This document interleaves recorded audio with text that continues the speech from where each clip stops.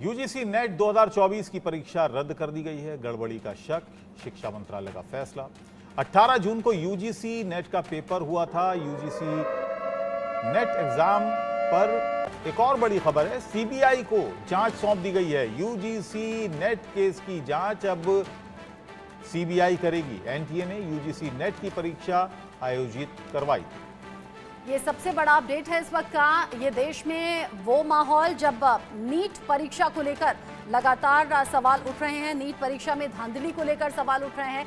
ऐसे में नीट के बाद अब नेट एग्जाम को लेकर भी सवालों के घेरे में एनटीए और 18 जून को जो पेपर हुआ था, अब पूरी तरह से एग्जाम रद्द करने की खबर सामने आ रही है। केंद्र सरकार ने ये फैसला लिया है और सबसे बड़ी बात ये, सीबीआई अब इस पूरे मामले की जांच करेगी। 18 जून को जो एग्जाम हुआ था, देश भर में लोगों का गुस्सा है और गड़बड़ी का शक है, इसी के चलते परीक्षा रद्द। एक बार सुन लेते हैं क्या कुछ कह रहे हैं अभ्यर्थी। हम जाएंगे और हमारी बात को सामने से रखेंगे।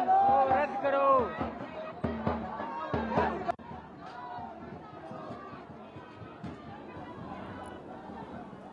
तो देश भर में प्रदर्शन भी हो रहे हैं और इस पर सियासी बयानबाजी भी हो रही है कि आखिर कैसे एक के बाद एक पेपर लीक की घटनाएं हो रही हैं। नीट के मामले में ये साफ हो गया, हालांकि पहले ये कहा गया है, और ये शास्त्री भवन की तस्वीर है। शास्त्री भवन के बाहर छात्र जमा हुए हैं, हाथों में प्लेकार्ड हैं और नारेबाजी यहां पर कर रहे हैं कि किस तरह से ये पेपर लीक हुआ, इसका विरोध कर रहे हैं। नीट का, यूजीसी नेट का, क्योंकि वो रद्द हो गया है। अब ऐसे में देश के अलग अलग हिस्सों में प्रदर्शन सड़कों पर उतर आया है और प्रदर्शन के जरिए जो अभ्यर्थी हैं वो ये कहना चाहते हैं कि रात दिन की मेहनत के बाद अगर किसी एग्जाम में हम बैठते हैं उम्मीदों के साथ और उस एग्जाम में या तो पेपर लीक हो जाए या तो एग्जाम में धांधली हो जाए तो फिर खुद को ठगा हुआ महसूस कर रहे हैं। ऐसे में जो गुस्सा है वो सातवें आसमान पर है स्टूडेंट्स का, चाहे वो नीट की परीक्षा देने वाले हों या फिर नेट की परीक्षा देने वाले हों। यूजीसी नेट 2024 की परीक्षा को पूरी तरह से रद्द कर दिया गया है। 18 जून को ये एग्जाम हुआ था। केंद्र सरकार ने फैसला लिया है क्योंकि धांधली का शक भी था और धांधली की शिकायत भी देश के अलग अलग हिस्सों से सामने आ रही थी। अब मंत्रालय का ये कहना है कि पहली ही नजर में परीक्षा में गड़बड़ी के संकेत मिले हैं, इसीलिए बड़ा फैसला हुआ।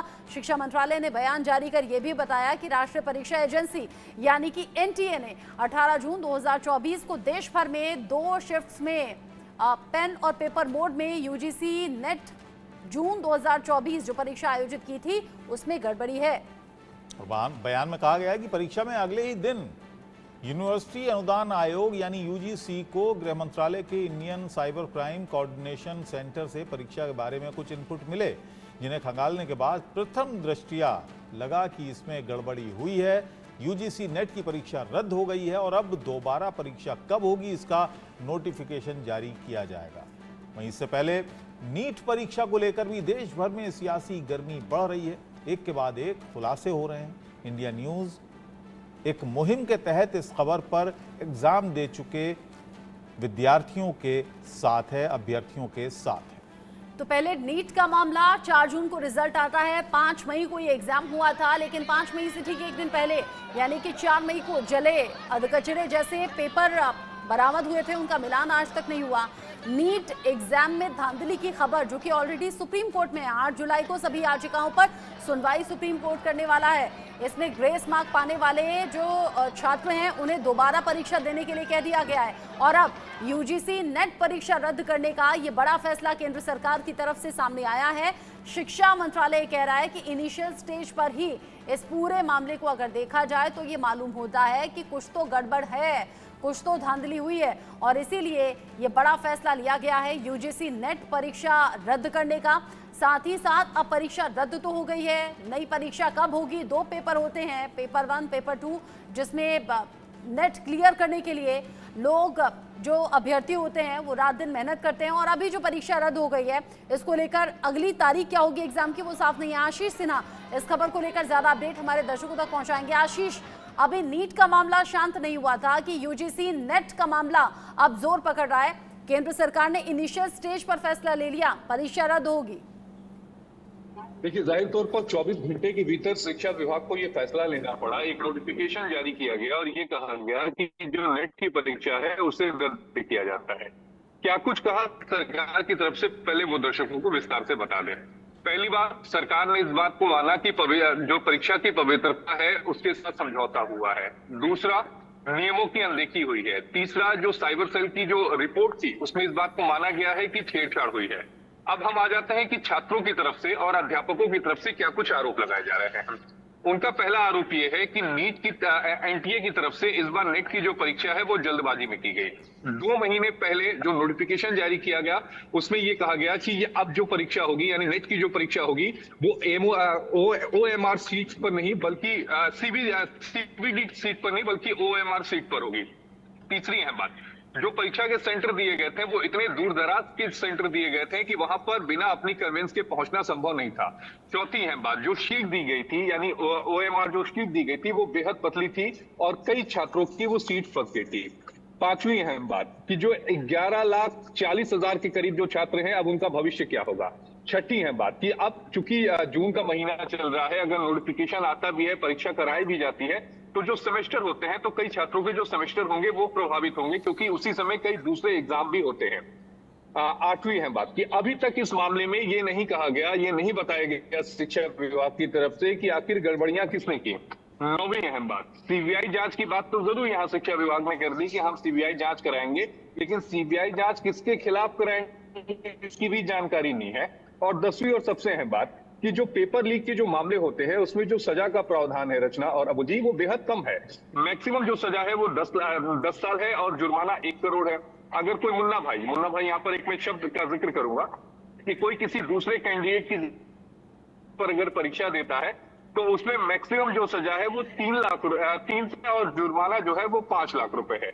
अगर हम इंस्टीट्यूट की बात करें जहां पर पेपर लीक की घटना हुई है, अगर ऐसी हुई है तो वहां पर जो जुर्माना लगाया जाता है वो पूरा परीक्षा का जो खर्च होता है यानी जिस इंस्टीट्यूट का उस खर्च को सुना जाता है या फिर इसके अलावा जुर्माने का भी प्रावधान है। तो ये तमाम जो सवाल है अब इस परीक्षा को रद्द होने के बाद उठ रहे हैं और इसका सीधा जो कनेक्शन है वो अब नीट से जोड़कर देखा जा रहा है कि अगर नेट की जो परीक्षा है वो रद्द हो सकती है। प्रदर्शन कर रहे हैं ये जरा ये क्या तरीका है आपका? प्रोटेस्ट कर रहे हैं, बिल्कुल प्रोटेस्ट कर रहे हैं।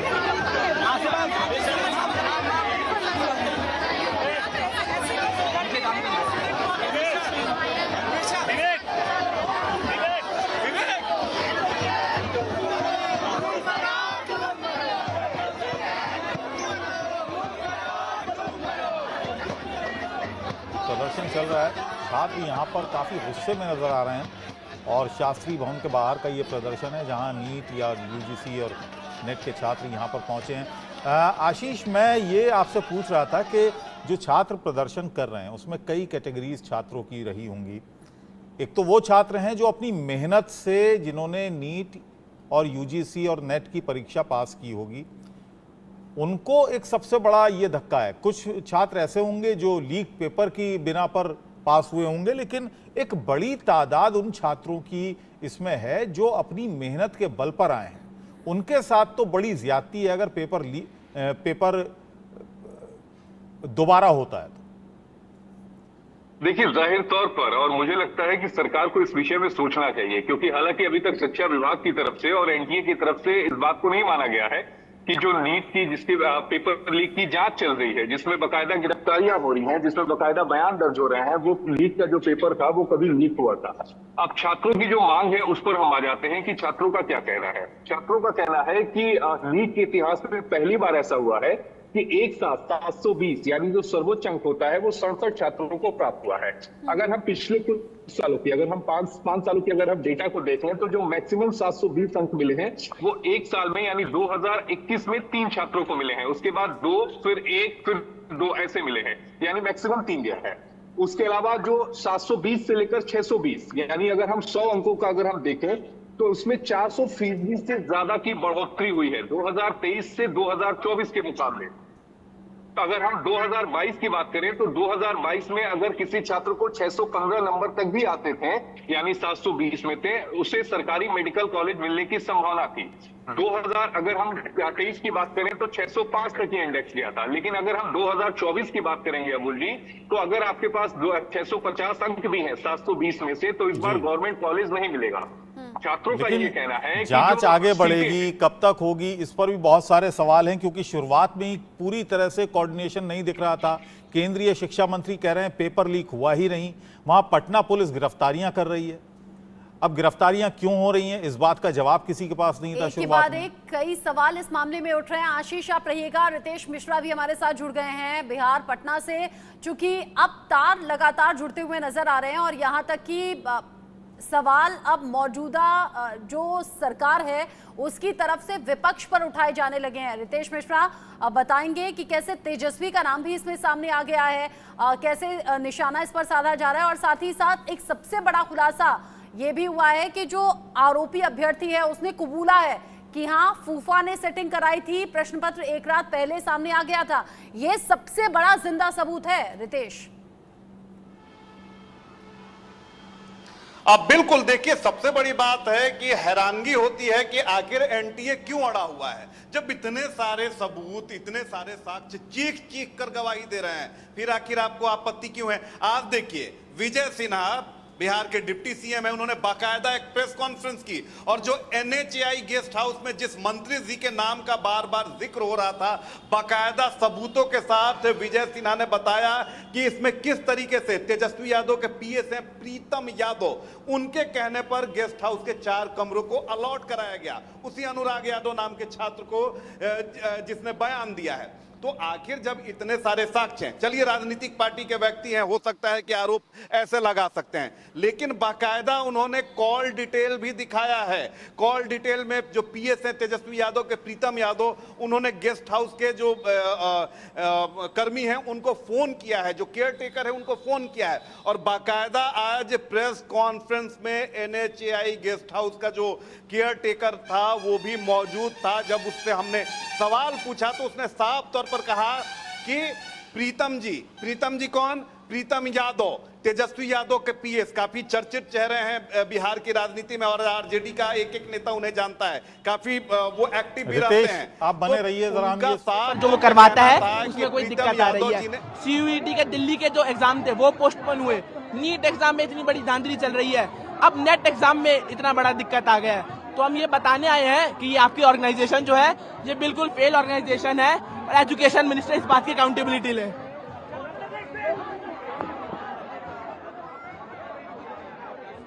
ये वो छात्र हैं जो खुद को ठगा हुआ महसूस कर रहे हैं, पहले नीट एग्जाम के नाम पर, अब यूजीसी नेट एग्जाम के नाम पर, और ये वो छात्र हैं जो रात दिन पढ़ाई करते हैं, ये वो छात्र हैं जिन पर फ्यूचर बनाने का और फ्यूचर के सपने देखने का अधिकार तो है, लेकिन जब अपनी मेहनत के बाद एग्जाम में बैठे और फिर ये जाने कि इतनी बड़ी परीक्षा में धांधली हो गई है, तो फिर खुद को ठगा हुआ महसूस करना और सड़कों पर आना, फिर अपने अधिकार के लिए आवाज उठानी, ये सब ऑप्शन अभी इन छात्रों के पास में है जो बचे हुए हैं। लेकिन सवाल बार बार यही उठ रहा है कि एनटीए आखिर क्यों सवालों के घेरे में आ रहा है, नेशनल टेस्टिंग एजेंसी आखिर एनटीए बार बार इस तरह की गड़बड़ी के आरोप क्यों झेल रहा है।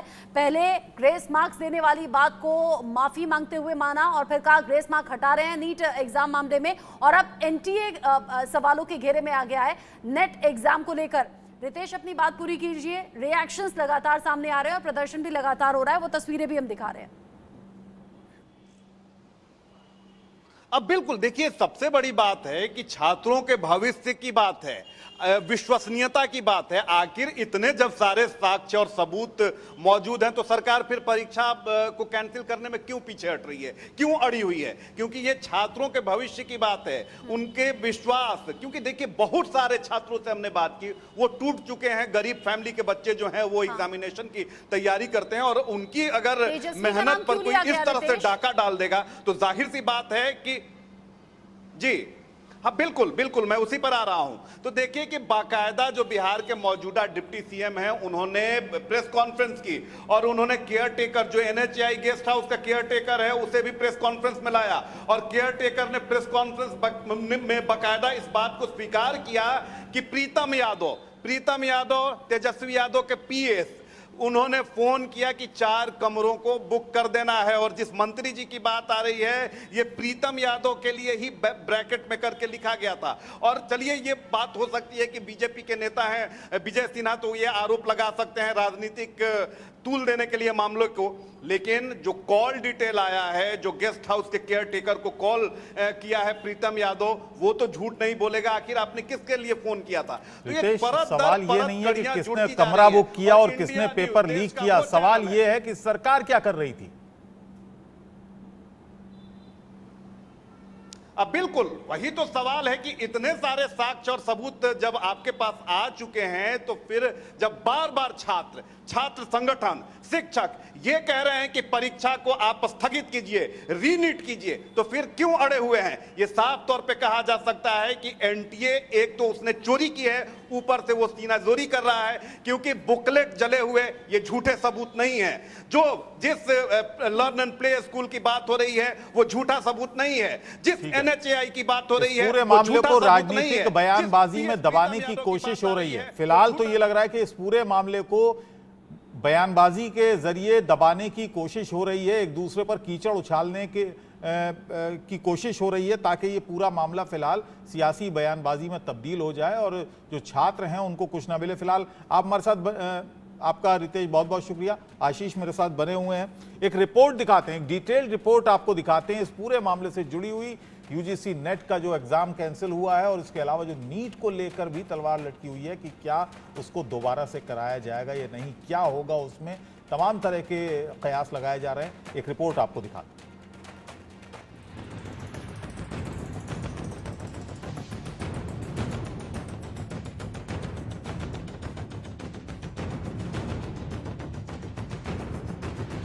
18 जून को हुई यूजीसी नेट परीक्षा 19 जून को रद्द।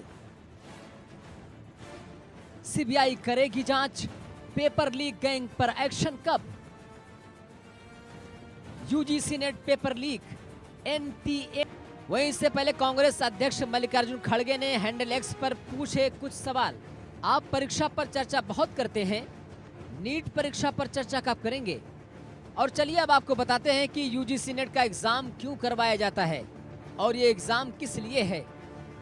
यूनिवर्सिटी में पीएचडी एडमिशन के लिए होता है, जूनियर रिसर्च फेलोशिप यानी कि जेआरएफ, असिस्टेंट प्रोफेसर पद के लिए होता है।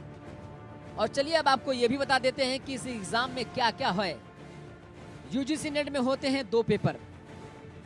पेपर 1 में 50 प्रश्न पत्र होते हैं, दूसरे पेपर में 100 प्रश्न पत्र होते हैं। दोनों पेपर के लिए छात्रों को 3 घंटों का समय दिया जाता है। पहला पेपर सभी के लिए समान और अनिवार्य होता है, नेगेटिव मार्किंग का नहीं कोई नियम है। बहरहाल अब यूजीसी नेट की परीक्षा अब रद्द हो गई है और नए सिरे से अब परीक्षा कब होगी इसकी जानकारी भी जल्द दी जाएगी। Bureau report, India news. तो इस पूरे सिस्टम को लेकर सवाल बहुत से उठ रहे हैं, आगे जो अपडेट होगा आप तक पहुंचाएंगे। नीट का मामला जो कि ऑलरेडी सुप्रीम कोर्ट में है और नेट एग्जाम जब केंद्र सरकार ने पूरी तरह से उसे रद्द कर दिया है, सीबीआई को जांच सौंप दी है। आगे बढ़ेंगे, अगली बड़ी खबर पटना से है। पटना हाईकोर्ट ने नीतीश सरकार को करारा झटका दिया है। हाईकोर्ट ने राज्य सरकार को बड़ा झटका देते हुए आरक्षण कानून में किए गए हालिया संशोधन की संवैधानिक वैधता को चुनौती देने वाली रिट याचिकाओं को स्वीकृति दे दी है। मुख्य न्यायाधीश के विनोद चंद्रन और न्यायाधीश हरीश कुमार की खंडपीठ ने विगत 11 मार्च को इस मामले पर अपना फैसला सुरक्षित रख लिया था, जिसे आज सुनाया गया। अब जिस तरीके से खबर सामने आ रही है, ये नीतीश सरकार के लिए बड़ी खबर है। पटना हाईकोर्ट से झटका एक तरीके से लगा है। हाईकोर्ट से 65% आरक्षण वाला जो कानून बनाया गया था नीतीश सरकार के जरिए, उसे रद्द कर दिया गया है। दरअसल 50% से बढ़ाकर 65% आरक्षण कर दिया गया था। SC ST OBC EBC आरक्षण बढ़ाया गया था नीतीश सरकार की तरफ से। हाईकोर्ट ने 11 मार्च को इस मामले में फैसला सुरक्षित रख लिया था, लेकिन अब कोर्ट की तरफ से लगा है नीतीश सरकार को बड़ा झटका। आरक्षण को चुनौती वाली याचिका स्वीकार की गई और उसके बाद ये बड़ा फैसला हाईकोर्ट की तरफ से आया, यानी कि जो 50% से बढ़ाकर 65% आरक्षण किया गया था, उसको लेकर पटना हाईकोर्ट की तरफ से नीतीश सरकार के लिए ये झटका है। और हमारे साथ आशीष सिन्हा मेरे साथ जुड़े हुए हैं। आशीष, काफी लंबा समय लिया हाईकोर्ट ने फैसला सुनाने में, 3 महीने का समय ले लिया। सुरक्षित रखा था 11 मार्च को और अब फैसला आया। कोई खास वजह? नहीं, देखिए अबुल जी, हाईकोर्ट इस बात को अच्छी तरह समझता है कि फैसला जो भी हो उसे देश की सबसे बड़ी अदालत में चुनौती दी जाएगी। क्योंकि इस फैसले में संविधान के पहलू इन्वॉल्व थे, तो ऐसे में इस तरह के फैसले लिखने में समय लगता है। अब अदालत ने अपने फैसले में क्या कहा है वो दर्शकों को बताते हैं। अदालत ने अपने फैसले में सबसे अहम बात कही कि सरकार का जो ये फैसला है वो असंवैधानिक है। दूसरा, ये संविधान के अनुच्छेद 14, 15 और 16 का उल्लंघन करता है। तीसरा, सुप्रीम कोर्ट का एक जजमेंट है Indira Sahni versus union of India, जिसमें सुप्रीम कोर्ट की कॉन्स्टिट्यूशन बेंच ने यानी संविधान पीठ ने अपने फैसले में कहा था कि किसी भी कीमत पर आरक्षण की सीमा 50% से ज्यादा नहीं हो सकती। यही बात पटना हाईकोर्ट ने जब अपने ऑपरेटिव पार्ट को पढ़ा तो उसमें इस फैसले का जिक्र किया है। चौथी अहम बात, अब ये तय मान के चलिए कि इस फैसले के खिलाफ बिहार सरकार जो है वो सुप्रीम कोर्ट जाएगी। पांचवी सबसे अहम बात, अब ये देखना पड़ेगा, क्योंकि उस समय जब ये गजट नोटिफिकेशन आया था उस समय बिहार में महागठबंधन की सरकार थी, यानी आरजेडी और जेडीयू की सरकार थी।